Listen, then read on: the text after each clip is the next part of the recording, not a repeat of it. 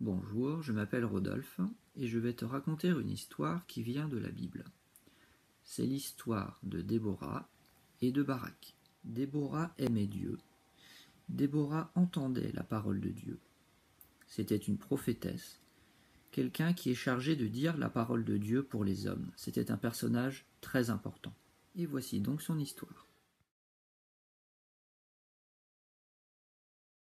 Déborah était assise à l'ombre d'un palmier et regardait passer les gens. Elle fronça les sourcils en voyant la grande foule emprunter le sentier qui grimpait le plus. « Ils vont tous adorer sur un de ces hauts lieux de Baal, grommela-t-elle. Pas étonnant que nous ayons été battus par un roi cananéen. Tout le monde court adorer les idoles. » Puis elle vit un homme monter dans sa direction. C'était Barak, le chef militaire qu'elle avait fait appeler. Il adorait encore le Dieu d'Israël. « Merci d'être venu, lui dit-elle. J'ai une mission de la plus haute importance pour toi. Dieu m'a dit que le temps était venu de nous libérer du cruel roi Yabin. Tu dois rassembler une armée de 10 000 hommes sur le mont Tabor. Le général Sisera viendra t'attaquer en bas, au torrent de Kishon, mais Dieu te donnera la victoire. » Barak écarquilla les yeux. Il avait peur. Yabin avait une armée très puissante, avec au moins 900 chars en fer. C'était de vraies machines de guerre. « J'irai le combattre, seulement si tu viens avec moi, » répondit Barak. Barak rassembla une armée de volontaires et partit se battre contre l'armée cananéenne. Déborah se tenait à ses côtés sur le mont Tabor. « Dieu nous a promis la victoire, » l'encourageait-elle. « Regarde en bas, » lui dit le chef militaire. « Sisera arrive dans la plaine.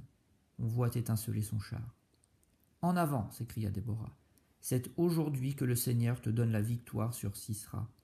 Oui, Dieu marche lui-même devant toi. » Pendant que les armées se mettaient en ordre de bataille, le ciel s'obscurcit de sombres nuages. « À l'attaque !» commanda Sisera, tandis que le tonnerre grondait. C'est alors que la pluie se mit à tomber à verse. Dans le lit du torrent, les roues en fer des chars labouraient la terre et s'enlisaient dans la boue. Tous fuyaient, en char ou à pied. « Poursuivez-les !» ordonna Barak à ses hommes. Les Israélites l'emportèrent. Ce fut le début d'une période de liberté et de paix pour tout le peuple. Voilà, c'était l'histoire de Déborah et de Barak. Si tu es un peu plus grand, tu pourras la lire toi-même dans la Bible. C'est au chapitre 4 du livre des Juges.